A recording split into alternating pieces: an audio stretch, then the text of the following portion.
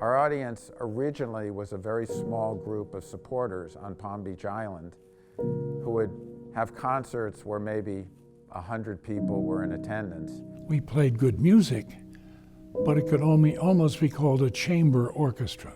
A gentleman by the name of Bruce Bent was one of the original people, starting with the Palm Beach Symphony, and he used to do quartets at his home. We were small at that time. This is now full-fledged Philharmonic Orchestra. It competes with any other orchestra in the United States. The community needs classical music because it enhances and enriches lives of everybody involved with it. Music is a universal language. Wherever you go, music speaks to people. It enriches every aspect of life and your brain. I think it's a great tool for young people to just learn a lot about themselves and a lot about what music was in the past and what's going to be in the future. Everybody participates in music. You go out on the street and you see somebody driving by and the window's up and you hear the music, boom, boom, boom, boom. It's the only thing that we can really experience collectively, such a heightened sense of emotion at one time. Classical music holds the very basis for every music we experience today. If you don't have classical music or you don't have the arts in general, then creativity doesn't exist. And every society needs creativity. The addition of Gerard Schwarz as our maestro has been the most exciting addition to the symphony that I can recall. He's a great musician, he's a great person, he's a good people person. He gets us to listen and to play together in a way that has not been demanded of us before.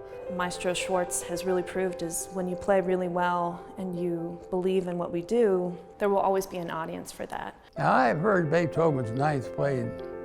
I heard it played by Toscanini, believe it or not. The Ninth Symphony I heard this year by our Palm Beach Symphony was as good as any Ninth Symphony I've ever heard. It was very memorable. I loved that performance. And to perform it under such a great maestro as Gerard Schwarz was just an amazing experience, as well as performing in the Kravis Center. My wife and I looked at each other after or during that concert and said, you know, the symphony's finally arrived. It's really taken that extra step. It took my breath away. I was so pleased and so proud. I mean, it's just been a dream. And for me, of course, beginning the whole dream with an all Beethoven program, including the Ninth Symphony and the Fourth Piano Concerto with Horacio Gutierrez, is something that you think about all your life. What would be the most extraordinary way to begin your tenure as a music director? To do that program for a large and appreciative audience with those great musicians, soloists and chorus. That's a very special moment for me and one that I will remember forever. I feel like I've got a little piece of the symphony. I've made a contribution to it, and so I feel like I'm part of it. If they don't play well, I don't feel well. But they were just great that night. Every community needs art education, and every community needs to educate the future supporters of the arts. I'm always focused on children and getting children exposed, because I think once you expose the children, then the parents also become exposed, and it opens up a lot of opportunities for them. Our first year, I think we collected 1 or 2 instruments to donate to the school system, and that was a really exciting moment to have a couple instruments. Hundreds of instruments later, I think this program has grown into something that none of us really could have foreseen.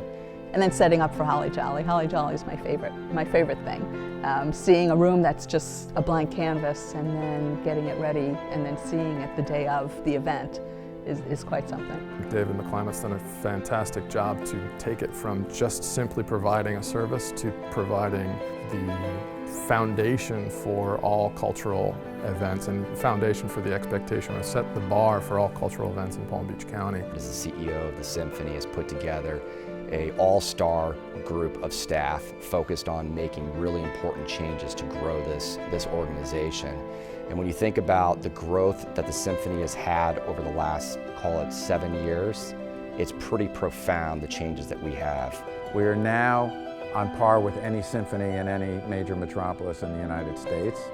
Every year it gets better and better. We have sold out audiences. We've been able to bring wonderful soloists, wonderful conductors. It grew to be a great orchestra all around. It's been a constant transformation, and I'm happy to be a part of such a great orchestra now. In 5 years, I hope to see Palm Beach Symphony playing 3 times as many concerts or more if we can. The more we can play, the better. Carnegie Hall. I see this Palm Beach Symphony in Carnegie Hall in 5 years. I know that in order for our organization to get to the place that we know we can be, it's going to take help from all the patrons that we've seen over these last several years. Producing good music is not inexpensive.